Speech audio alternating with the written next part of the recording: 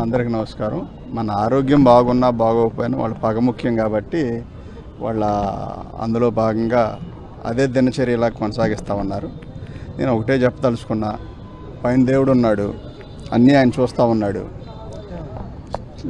నాకున్న ఏకైక కోరిక మొదట చెప్పాను, ఇప్పుడు చెప్తా ఉన్నాను, మరణం వరకు జగనన్నతో ఉండాలనేది నా కాన్సెప్ట్. ఆయన మనిషిగా చనిపోవాలని మాత్రమే కోరుకుంటా ఉన్నాను. ఎవరెన్ని కష్టాలు పెట్టినా, ఎవరెన్ని బాధలు పెట్టినా. మా మాజీ పార్లమెంటు సభ్యులు వైఎస్ఆర్ కాంగ్రెస్ పార్టీ నాయకులు అయినటువంటి నందిగం సురేష్ గారు 42 రోజుల తరువాత గుంటూరు కారాగారం నుంచి బెయిల్ మీద విడుదల కావటం జరిగింది.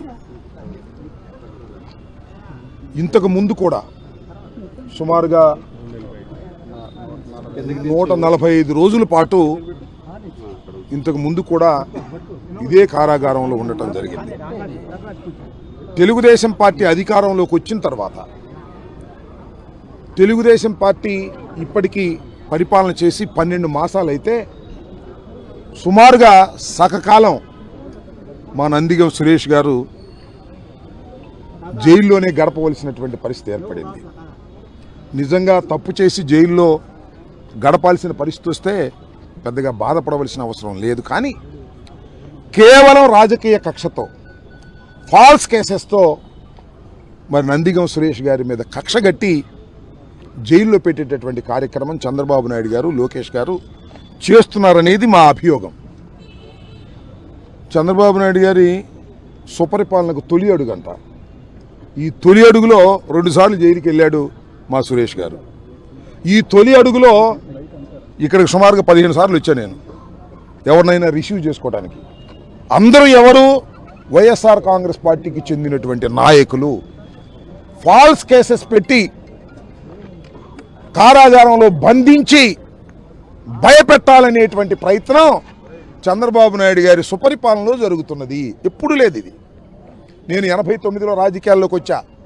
అప్పటి నుంచి ఇప్పటిదాకా చూస్తున్నా ఏ ప్రభుత్వము కూడా ఇంత దారుణంగా వ్యవహరించినటువంటి పరిస్థితులే లేవు. ఇవాళ మా నాయకులు చాలామంది జైల్లో ఉన్నారు. సురేష్ గారు ఒకరే కాదు, చాలామంది జైల్లో ఉన్నారు. వంశీ జైలు, రెడ్డి భాస్కర్ రెడ్డి గారు జైల్లో ఉన్నాడు. అనేక మంది జైల్లో ఉన్నారు. పిన్నెల రామకృష్ణారెడ్డి గారిని మళ్ళా నందిగం సురేష్ లాగా రెండవసారి లోపల పెట్టాలని చేస్తున్నారు. ఎన్నాళ్ళు అడ్డు పెడతారే? 6 నెలలు అడ్డు పెట్టారు, బయటకు వచ్చాడుగా. మళ్ళీ పెట్టాలని అనుకుంటారు, నాకు తెలుసు వాళ్ళ ఉద్దేశం.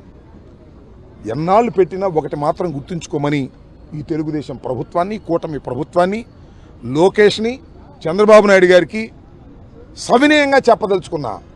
మీరు జైల్లో పెడితే భయపడి పారిపోయేటటువంటి రాజకీయ పార్టీ కాదు వైఎస్ఆర్ కాంగ్రెస్ పార్టీ అని చెప్పదలుచుకున్నా.